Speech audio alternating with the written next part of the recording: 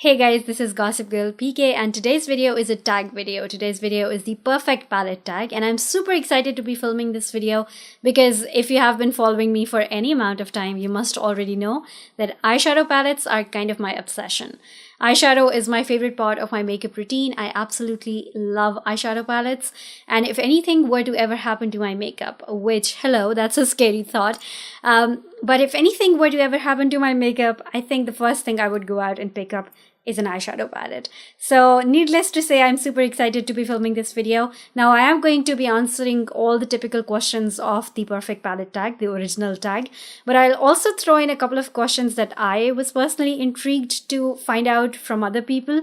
And so feel free to do this tag and kind of like answer those questions for me because I am definitely curious to know. But anyways, without further ado, let's jump right into the video. But before we get started, just a polite reminder to hit the subscribe button down below and give this video a thumbs up if you're just as passionate about eyeshadow palettes as I am. Alright, so the first question is best packaging, and even though 90% of the palettes in my collection are cardboard packaging, like I don't see many palettes in my collection that have a very unique and different kind of packaging, I still find that this one stands out. I'm sorry, this is going to blind you for a while. This is the Jouer Skinny Dip palette, and not only is this a wonderful palette, I also find the packaging extremely appealing. Like, this catches my eye every time I open my eyeshadow palette drawer. And I don't know, even though it's just simple cardboard, it's still aesthetically very pleasing to me. And I don't know, I like the gold, I like the embossed skinny tip on the top, I like the mirrored impression of it, and I just overall really like the packaging on this eyeshadow palette. The second question is best color payoff, and out of all the palettes in my collection, I think the one with the best color payoff is the Subculture palette. The pigmentation in these eyeshadows is off the roof, and I know that this was surrounded by a lot of drama when it first came out, and it had very polarizing reviews. Some people hated the super highly pigmented eyeshadows that were difficult to blend, while others loved that they were so pigmented. And regardless of whatever end of the poll you're at, we can all agree on the fact that this is one ridiculously pigmented eyeshadow palette, almost to a fault. The color payoff is insane, and definitely this is the one with the best color payoff. The next question is the most versatile palette, and I almost answered it with the Jaclyn Hill palette, but then I looked at my eyeshadow palette collection one more time and I looked at this and I was like, no, this is the one with the most versatile color range. I hate this plastic thingy, but I have to keep it because it has all the shade names.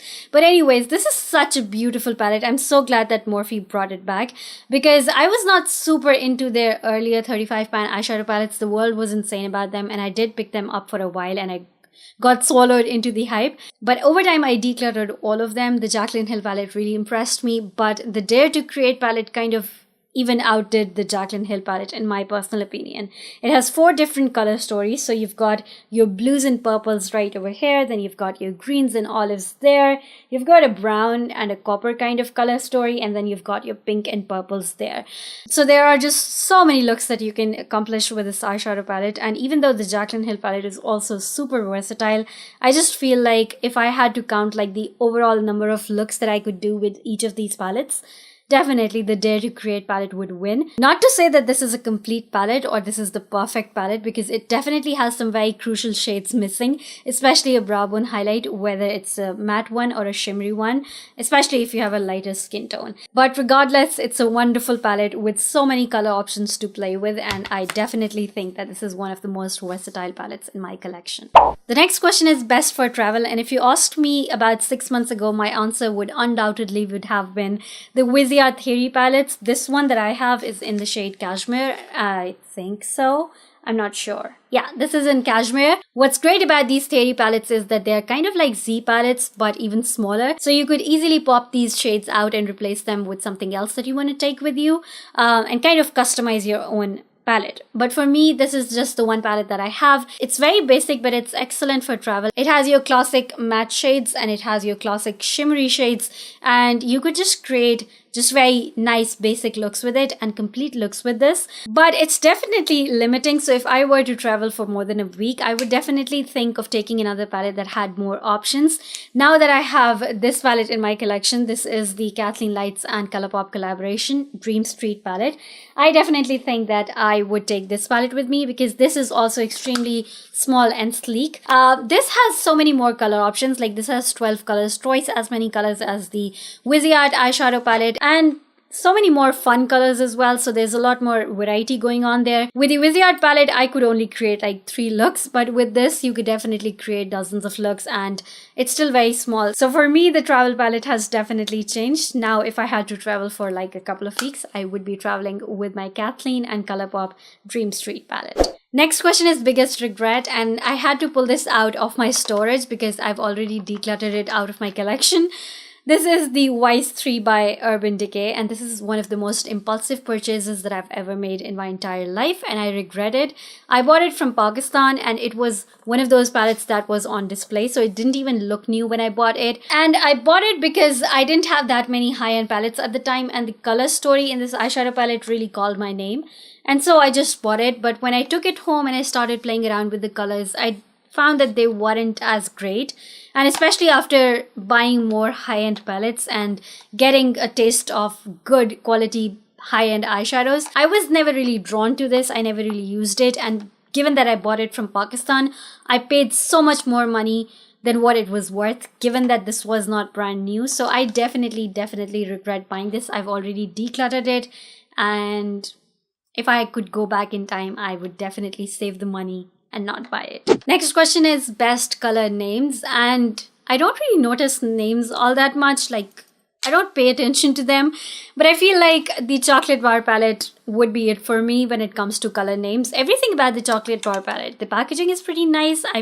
I think this runner-up for best packaging would be the Chocolate Bar palette for me. It smells like chocolate, which, I mean, sometimes it's nauseating, sometimes it feels nice. It's not like a selling point with me, but I mean, sometimes it's nice to smell chocolate every time I open it. And the names are all really chocolatey and yummy, like peanut butter and milk chocolate and triple truffle, and it just sounds very yummy. Even though I'm not one with a sweet tooth, I love snacking, but I love snacking on salty stuff. So I would take a pack of chips over a chocolate any day of the year. But yeah, these are the names that stand out for me, and this is, in my opinion, the palette with the best names. The next question is least used, and I was just ready to hop on the opportunity of naming my Natasha Denona palette so I could show it on screen, because I just recently bought mine and I've only used it once. So that is one of the least used palettes in my collection, but it's not fair, right? I've had so many palettes in my collection for years, or at least a year, and those two I've only used once. So I think when it comes to the Natasha Denona one and those, I should definitely be naming one that I've had for a while. And this is definitely one of them. And that was quite surprising to me because I love this palette. This is by Juvia's Place. It is their Masquerade palette. Thank God I only bought the smaller one because I have only used it once or twice since buying it last year.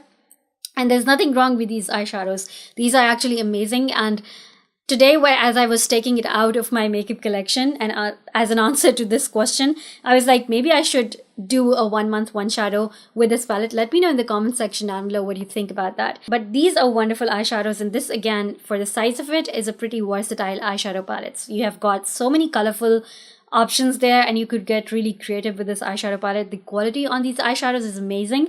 This shade in Casablanca is such a beautiful shade. It's one of my favorite coppers ever. And I don't know why I don't really use this eyeshadow palette.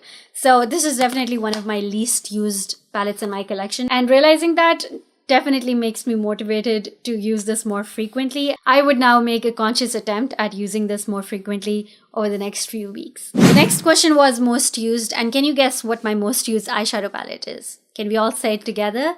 The Jaclyn Hill palette. I have an entire series doing different looks. I think I have around 17-18 looks with the Jaclyn Hill palette on my channel. So it is definitely the most used, and it looks like the most used. It's a little dirty and looks like most used. And I'm kind of proud of that little mess over there because I rarely ever use palettes so much. So I love this eyeshadow palette, and it's definitely one of the most used in my collection. The next question is most loved. And I have to mention, on some websites, most loved, most used, and desert island. These three were separately mentioned, and on other websites it was like one single question. And for me, most used and most loved are two different eyeshadow palettes, so I'm gonna answer them separately. For me, my most loved eyeshadow palette is the Dark Mattes Viseart eyeshadow palette. Not only are Viseart mattes my favorite matte eyeshadows hands down in the entire world, but I also feel like this is such a nice, dependable palette. Every time I feel like I'm missing a shade in my crease, these are definitely more of crease shades because they're very dark. Every time I feel like I want a little more life in my crease, I can just pop on any of these colors. They mix together really nicely.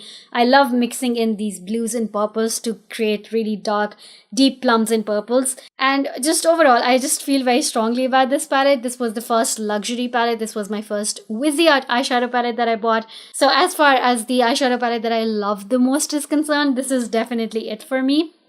But when it comes to the desert island, like the one eyeshadow palette I would take with me, I was like confused. Do I take the one that I love the most, or do I take the one that I've used the most, or do I take the one that's like the most versatile because it would be the most usable and I would be able to create the most looks with it?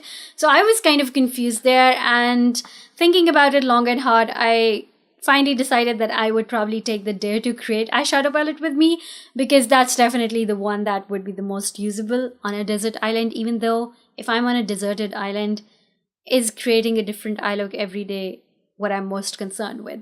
So I really don't know how to answer that, but honestly I could take any one of these three Viseart, Jaclyn Hill or Dare to Create eyeshadow palettes. But yeah, those are the answers to all of the questions in the original perfect palette tag. But I was thinking of some other questions that I could use. Like, I was looking at all of my eyeshadow palettes, and looking at some of them, I was like, oh, that's the most underrated eyeshadow palette in my collection. Or, oh, that's the palette with the best matte eyeshadows. Or that's the palette with the best shimmer eyeshadows. And things like that. And I was like, maybe I should add a few more questions to this tag.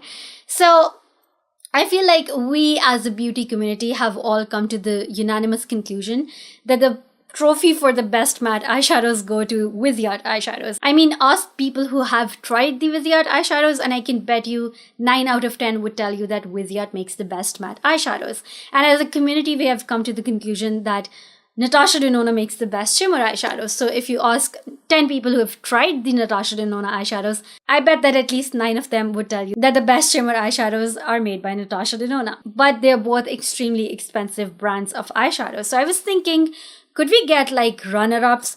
So I also wanted to answer questions for the runner-up matte eyeshadows and the runner-up shimmer eyeshadows that I have in my collection. And I definitely feel like they come very, very close to my best of the best, the Viseart and the Natasha Denona. And so I just wanted to give an honorary mention to 2 of these palettes. First of all, the Kryolan mattes.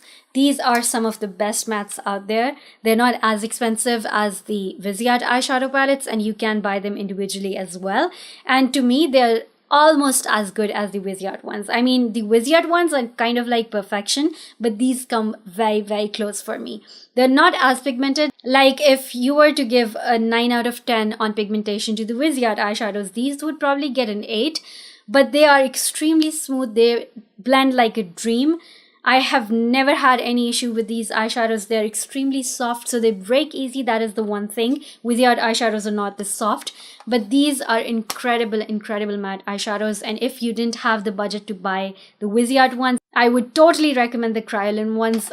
I cannot recommend them enough. They are amazing, amazing eyeshadows. And the runner-up award for shimmer eyeshadow goes to the Skinny Dip eyeshadow palette by Jouer Cosmetics.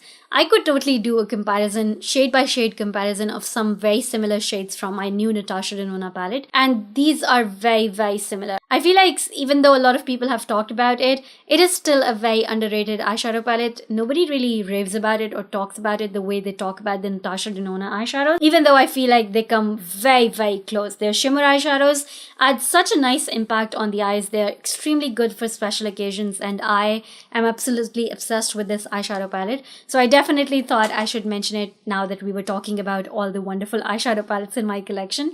But yeah guys, that is pretty much it for today's video. It was so much fun filming this video because I feel very, very strongly about eyeshadow palettes. I hope you guys enjoyed today's video. Thank you so much for hanging out with me, and I'll see you guys in my next one. Bye.